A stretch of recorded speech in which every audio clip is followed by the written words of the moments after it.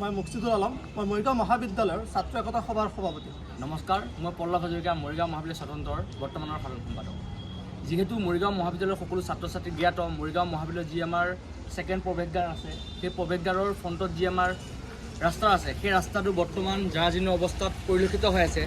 যিহেতু ইয়াৰ নামত আধাখিলা স্থাপনো হৈছে, তথাপিও এই ৰাস্তা কোনো চৰকাৰী ফালৰ পৰা আমি ৰাস্তাটোৰ পুনৰ নিৰ্মাণ কৰা আমি পৰিলক্ষিত হোৱা নাই। আৰু এই ৰাস্তাটো 4খনকৈ কলেজ সংলগ্ন হৈ আছে, মৰিগাঁৱৰ ডাইট, মৰিগাঁৱৰ পলিটেকনিক আৰু 2খনকৈ কলেজ সংলগ্ন হৈ আছে। কিন্তু তথাপিতো এই ৰাস্তাটো কোনো মেৰামতি হোৱা আমি দেখা নাই। আৰু এজাক বৰষুণৰ ফলত এই ৰাস্তাটো বহুত জৰাজীৰ্ণ অৱস্থা হয়। ৰাস্তাৰ মাজত পানী আছেনে পানীৰ মাজত ৰাস্তা আছে, সেইটো আমি ভাবিব লগা হয়।